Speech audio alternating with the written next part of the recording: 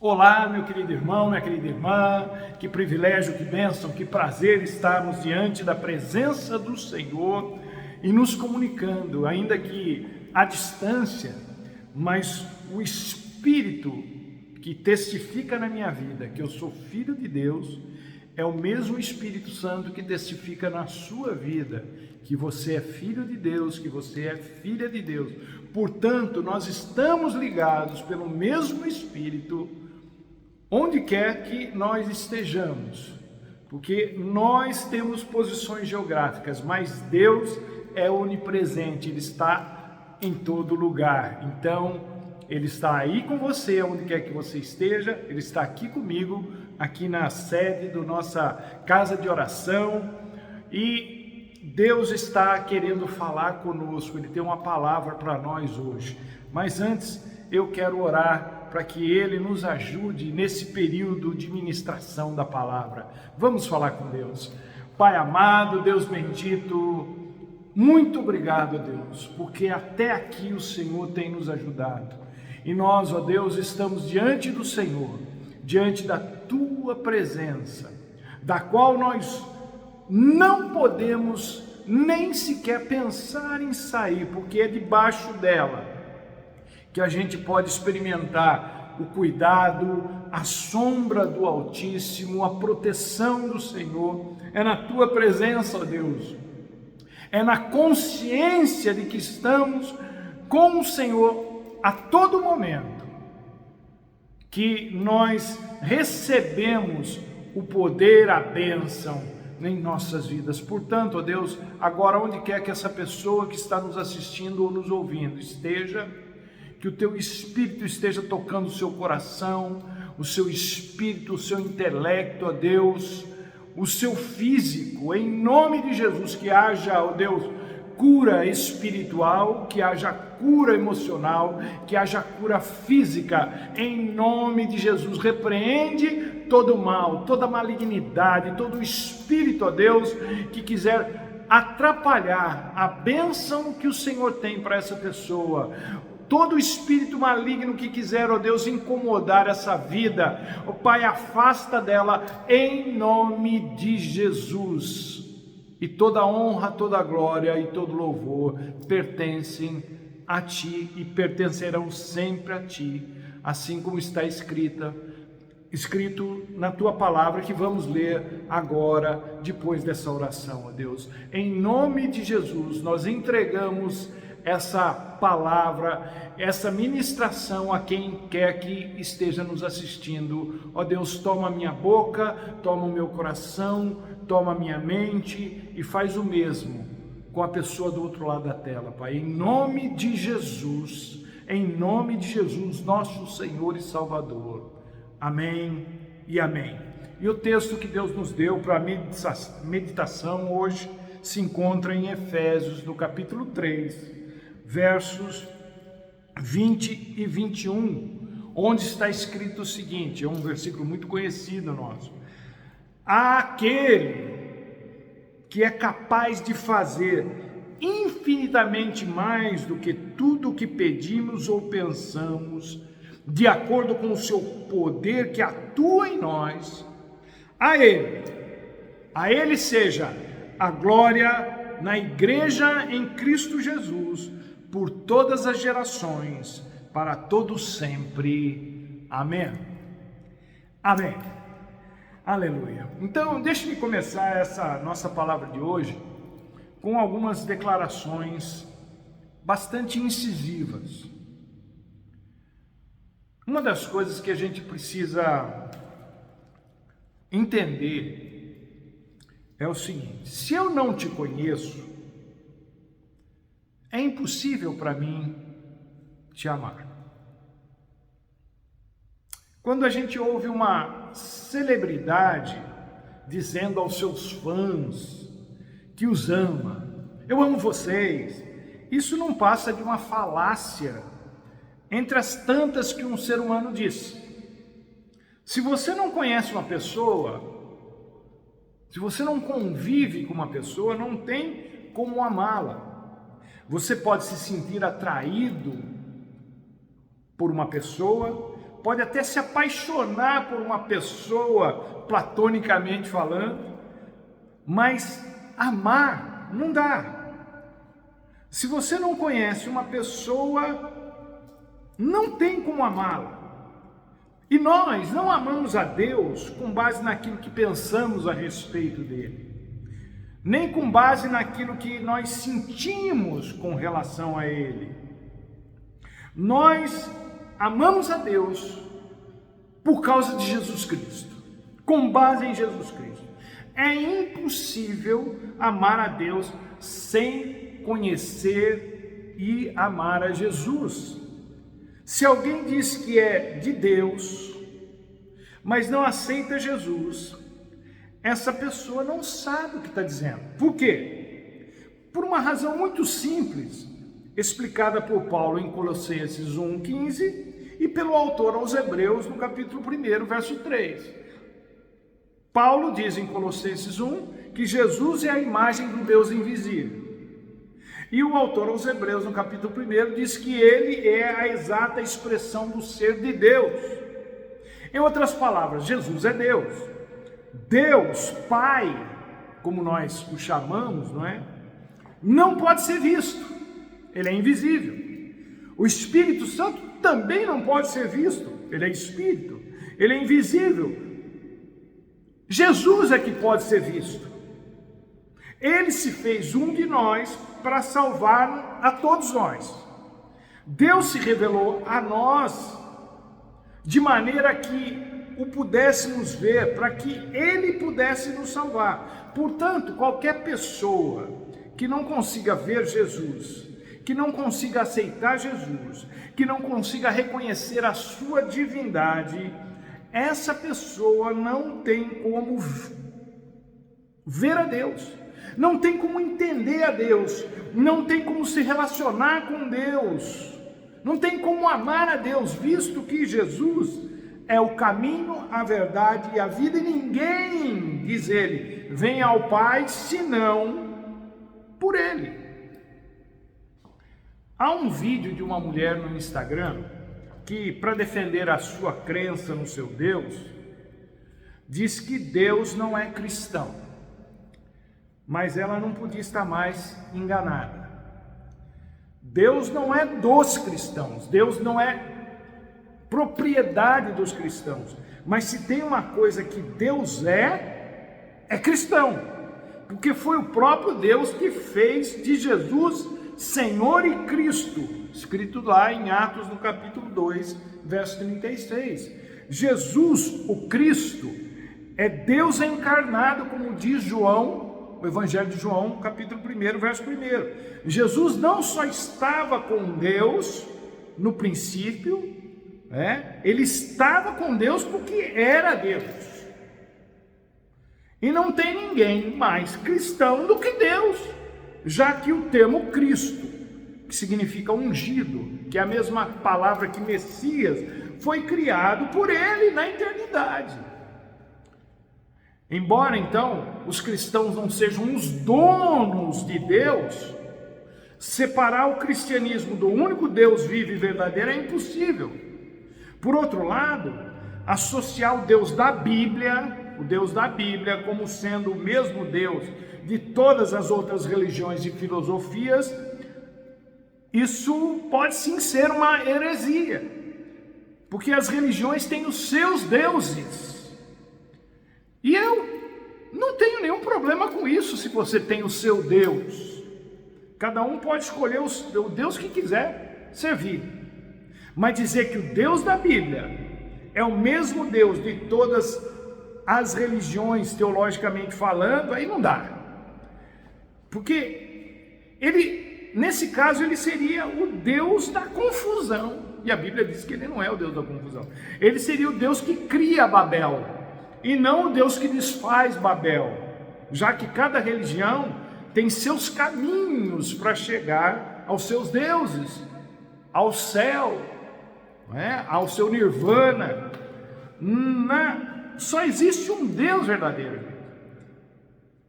O salmista Davi, no Salmo 138, diz assim: eu te louvarei, Senhor, de todo o coração. Na presença dos deuses cantarei louvores a ti. Sejam esses deuses anjos ou demônios, Deus só tem um. Os outros deuses estão debaixo da autoridade, do poder, da divindade dele. São criaturas dele. Nesse aspecto, sim, todas as pessoas com todas as suas religiões, com seus mais diversos deuses e doutrinas, estão debaixo do único Deus vivo e verdadeiro, o Deus criador dos céus e da terra e de tudo que neles habita. Nesse aspecto, o Deus da Bíblia é o Deus de todos. Mas esse é um aspecto subjetivo. No aspecto objetivo, as milhares de religiões que existem por aí não reconhecem o Deus da Bíblia como o seu Deus. E isso é muito triste. Quando a gente fala, eu estou dizendo essas coisas, eu sei que alguém que pode vir assistir esse vídeo vai achar que isso é muita arrogância da minha parte, mas não se trata de arrogância, gente. Trata-se de revelação. Deus se fez visível para nós através de Jesus Cristo. Quando nós olhamos para a bondade dele, para a paciência dele, para o amor dele, para a compaixão dele, estamos contemplando a maneira como Deus se relaciona com a sua criação, conosco. Deus quer interagir conosco. Não se trata apenas de um relacionamento entre o Criador e suas criaturas. É muito mais do que isso. Deus quer nos dar tudo aquilo que um pai que tudo pode quer dar. Ele deixou isso muito claro ao criar inicialmente o jardim lá no Éden. Diz Gênesis 2:8 que Deus deliberadamente plantou um jardim no Éden, onde fez brotar do solo todo tipo de árvore agradável aos olhos e boa para o alimento. Então era coisa boa de se ver e boa para comer. Um lugar para apreciar e para cuidar, sem ficar suado, sem ficar cansado. Era entretenimento e prazer. Deus não gosta do sofrimento como muita gente pensa. O desejo de Deus para conosco sempre foi maior do que o nosso próprio desejo. Eu é que sei que pensamentos tenho a respeito de vocês e são pensamentos de fazer vocês prosperarem e não de lhes causar dano. Pensamentos, planos de lhes dar esperança e um futuro, diz Deus através de Jeremias, do capítulo 29, verso 11. Salmo 37, verso 4 diz assim: agrada-te do Senhor e Ele satisfará os desejos do teu coração.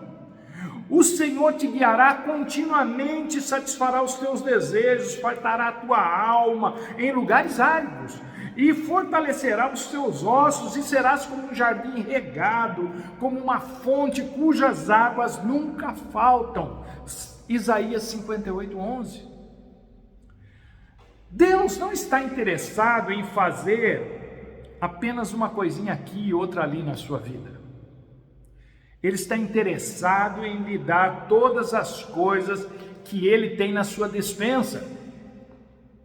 Mas Deus nunca foi o problema. A gente gosta de pensar que Deus é quem não faz as coisas que a gente gostaria que Ele fizesse. Mas essa não é a verdade. A verdade é que a gente é que não faz nada para mudar a situação em que nós nos encontramos. Por exemplo, falamos dele esses dias, aquele homem que era paralítico há 38 anos e que estava à espera de uma oportunidade para pular no tanque de Betesda. E ele estava lá, não há 38 anos, mas não se sabe há quanto tempo ele estava lá. Essa história está registrada no Evangelho de João, no capítulo 5. Jesus chega, e na minha ótica, minha ótica, o que Jesus estava querendo realmente perguntar àquele homem não era se ele queria ser curado.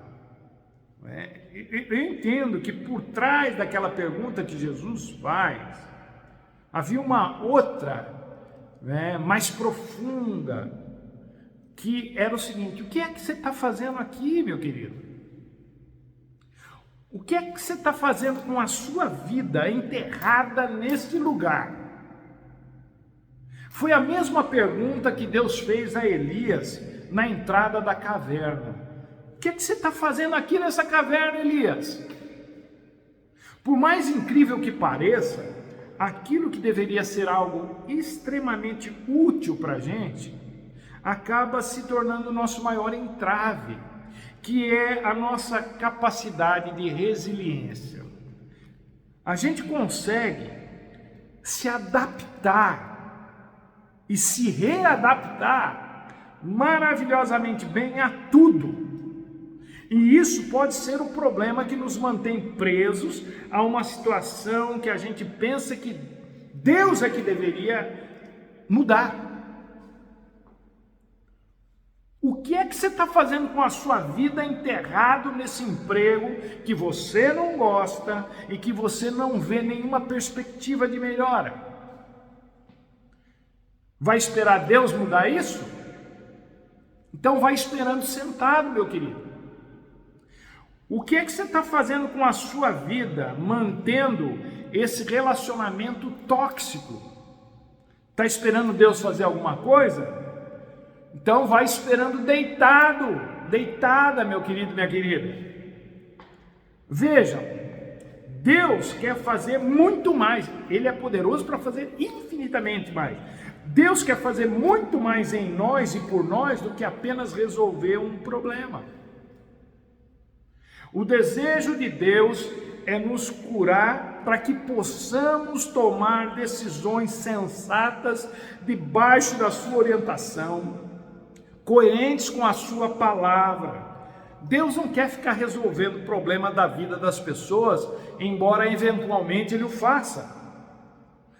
Só que não é por aí, esse não é o desejo de Deus. O desejo de Deus é nos curar, nos tornar inteiros, plenos, para que nós possamos resolver nossas vidas. Senão, a vida da gente não muda, e não muda porque a gente não muda. Aquela máxima que diz que não se deve dar o peixe para a pessoa, e sim ensiná-la a pescar, é o que Deus quer para nós. Vá lá de novo, Pedro, e lance a rede do outro lado do barco.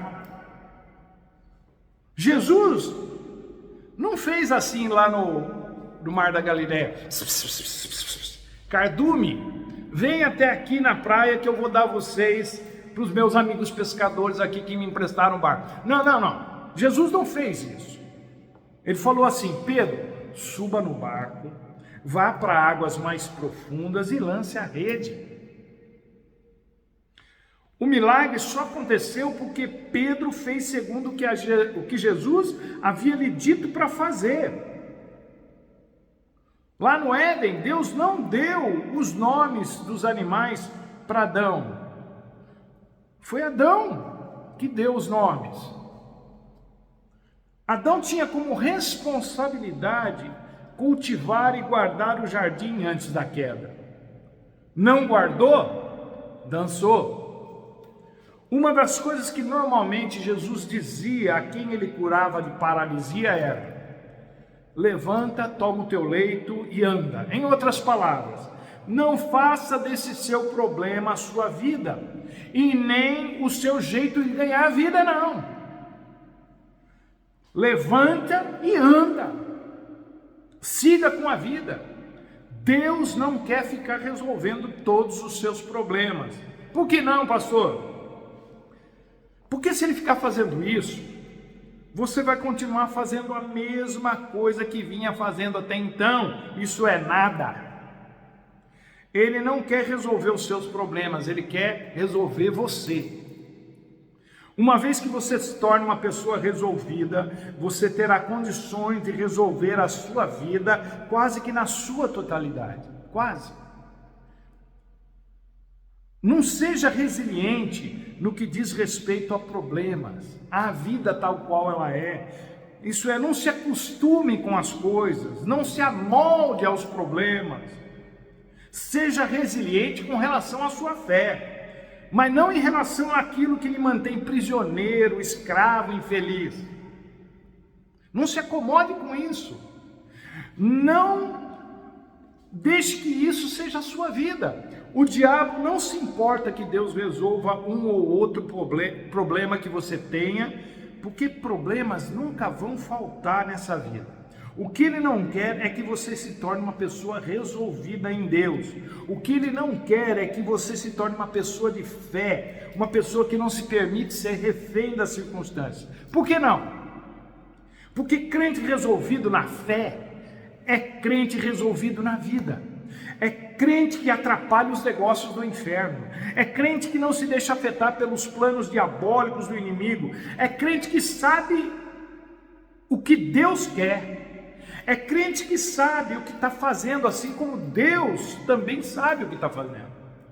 Situações resolvidas acontecem muitas, problemas sanados acontecem muitos, mas crente resolvido na fé dá conta de 1000 problemas sem problema algum. Por quê? Porque crente resolvido na fé, ele confia em Deus e não perde noite de sono por causa de problema. Crente resolvido na fé encara os problemas ao invés de fugir deles. Crente resolvido na fé não vê problema como um gigante invencível. Crente resolvido na fé não se sente indefeso, fraco e nem sozinho na luta. Então, gente, Deus não quer ficar tapando buracos nas nossas vidas. Ele quer nos tornar capazes de lidar com os nossos próprios problemas. Ó geração incrédula, sem fé, perversa, até quando estarei com vocês? Até quando terei que fazer as coisas por vocês? Foi o que Jesus disse aos discípulos em Mateus 17, quando eles não deram conta de curar o menino que estava endemoniado. Por que vocês estão tão tímidos, homens de pouca fé? Outra alfinetada de Jesus nos discípulos, nos evangelhos sinóticos, Mateus 8, Marcos 4, Lucas 8, é a mesma passagem. Quando é que vocês vão se impor nesse negócio da fé? Repito, Deus não está interessado, não é plano de Deus ficar resolvendo seus problemas. Ele quer deixar você forte o suficiente para lidar com eles. Ele não quer curar você disso ou daquilo. Ele quer fazer de você uma pessoa completa, plena, não fragmentada. Pastor, tem gente que fala para mim assim, eu já pensei assim, para dizer a verdade, tudo que eu queria agora era ficar livre disso, era ter esse problema resolvido. Só isso para mim, pastor, já estaria de bom tamanho, não precisaria de mais nada. Já pensou assim? Eu sei que muita gente já. Pois bem, cuidado com os seus desejos, porque eles podem ser atendidos. Costumo brincar que se tiver um anjo de boca mole lá em cima e disser amém aquilo que você acabou de falar, você está frito. Por quê? Porque a menos que a sua vida acabe logo depois do problema resolvido, desse que você disse que é só isso que você queria que Deus fizesse, outros virão, e os que vêm depois, muitas vezes, eles são piores do que aqueles em que você está vivendo, não é? Lembra o que Jesus falou em Mateus 12, 43, 45, sobre limpar a casa e deixá-la vazia? Aquele espírito imundo que saiu traz consigo outros 7 piores do que ele. Então, meu querido, minha querida, você quer ser uma pessoa capaz de lidar com as diversas situações da vida sem se deixar ser abalado ou abalada por elas? ou quer que Deus resolva um ou outro problema da sua vida? Deixa eu adiantar um negócio para você: todos os seus problemas Deus não vai resolver. Todos não. E se Deus não vai resolver todos os seus problemas, alguém vai precisar lidar com eles. E vai ter que ser você. Então, é melhor ser resolvido na fé do que não ser. E aqui aplica-se muito a máxima de Shakespeare, né? Ser ou não ser, eis a questão, né? Jesus não veio até nós só para resolver um probleminha qualquer, não.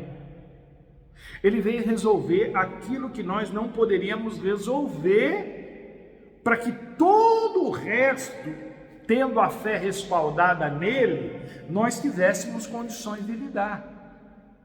Deus quer que nós sejamos cheios da sua plenitude, diz Paulo em Efésios 3,19. Ele quer que experimentemos a sua plenitude. Nós não lemos aqui, nós lemos o 20 e o 21, mas está escrito: e conhecer o amor de Cristo que excede todo o conhecimento, para que vocês sejam cheios de toda a plenitude de Deus. Então Deus quer que a gente experimente uma plenitude. Isso engloba todas as áreas das nossas vidas. Queres ser curado? Essa frase que Jesus usou diversas vezes está diretamente ligada a isso. Não é só a cura física em si, mas a plenitude de vida. Por isso o homem, conhecido por nós como um endemoniado gadareno, não foi só liberto dos demônios, mas ele também foi reconduzido, reintegrado à vida social, ao seu perfeito juízo. O que você quer de Deus em 2023? Você quer ser curada de uma enfermidade física, quer ser liberto de um vício, quer sua família restaurada, quer ver sua carreira profissional decolando, arrebentando, ou você quer a plenitude de Deus na sua vida? O que você quer? O povo de Israel, quando ainda no Egito, tinha um único desejo: sair do jugo de Faraó. Era só o que eles queriam de Deus, que os livrassem do jugo de Faraó. Como a mentalidade deles era fraca, porque estava focada só no que eles achavam que seria a solução dos seus problemas, quando Deus os tirou do Egito e as coisas começaram a ficar difíceis, eles começaram a entender que o Faraó não era o único problema que eles tinham. Por isso, eles sentiram saudades da vida de escravos no Egito, sob a justificativa de que lá as coisas costumavam ser melhores. Na verdade não eram, eram muito piores, mas era com o que eles já estavam acostumados. Eles queriam a libertação, mas não tinham interesse na responsabilidade que isso lhes acarretaria. Deus não quer só ficar expulsando demônios da sua vida, problemas da sua vida. Se ele fizesse só isso, outros piores poderiam vir tomar o lugar daqueles que foram expulsos. Conhece aquela expressão ligada ao mundo do crime que diz que quando se corta a cabeça de uma serpente, surgem duas no lugar daquela? Pois é. O que Deus quer é nos plantar na terra da promessa. Ele quer nos levar além daquilo que a gente imagina ser possível. Ele quer nos fazer entender que é possível lutar contra gigantes, contra cidades fortificadas, contra inimigos obstinados, e vencermos pela fé, a fim de nos estabelecermos na promessa dele. Isso é o que Deus tem para nós. Só resta saber se é isso que você quer para você também. Com certeza, o que Deus tem para nós é maior do que o que a gente quer para nós, porque nós sempre nos atemos àquilo que é temporal, àquilo que é passageiro, mas Deus sempre pensa naquilo que vai além, que é eterno. Nem tudo que reluz é ouro, gente. Então não fique vislumbrado ou vislumbrada com tudo que brilha, porque isso pode ser uma grande armadilha na sua vida. Agora, quando Deus chama a nossa atenção para algo, isso é bênção pura. E bênção de Deus se estende para além do tempo e do espaço. A bênção de Deus continua a eternidade afora. Isso sim é plenitude. Plenitude, algo que começa aqui, mas que não fica só confinada a essa vida, que não é só para essa vida, ela se estende para toda a eternidade. Foi por isso que Jesus, no Sermão do Monte, nos incentivou a juntar tesouros no céu e não na terra. Invista naquilo que é eterno, naquilo que a traça e a ferrugem não corroem. Deus quer que nós investamos naquilo que Ele tem de melhor para nos oferecer. Deus não quer tornar o inferno um lugar melhor, menos quente, menos dark, para ninguém. Deus não quer melhorar ou aperfeiçoar o que não presta. Deus enviou Jesus com o propósito de nos tirar de lá. Ele nos tirou e nos transportou, não é? Ele quer nos levar para um lugar que mana leite e mel. Se nós quisermos mesmo a bênção de Deus em nossas vidas, nós precisamos nos desconectar daquilo que nos mantém presos aqui. A tal da cebolinha do Egito, os temperos do Egito, a comida do Egito, os costumes do Egito, a cultura do Egito, a religião do Egito. Mas é possível, pastor? Tem um preço, mas é claro que é possível. Por quê? Porque Deus é poderoso para fazer infinitamente mais do que tudo que pedimos, pensamos e esperamos. Se você quer muito alguma coisa dessa terra, saiba que Deus tem algo muito melhor para você no céu e na terra. Aquilo que a gente pede, imagina e espera, Deus pode e faz além. É tempo da gente começar a viver o Evangelho na sua plenitude, isso é tempo da gente começar a experimentar o que Deus nos oferece, para descobrirmos o que Ele oferece é melhor, muito melhor, infinitamente melhor do que o que a gente pede, imagina e espera. A Ele seja a glória, a honra, o poder, o louvor, o domínio para todos sempre. Amém, amém e amém. Deus tem mais para você, meu querido e minha querida, mais do que você pensa, mais do que você pede, mais do que você espera, e Ele é poderoso para fazer, e Ele vai te surpreender com o que Ele tem para você. Eu creio, profetizo isso e oro para que Deus faça disso uma realidade na sua vida em 2023. Que Deus te abençoe e até a próxima, se Ele assim nos permitir.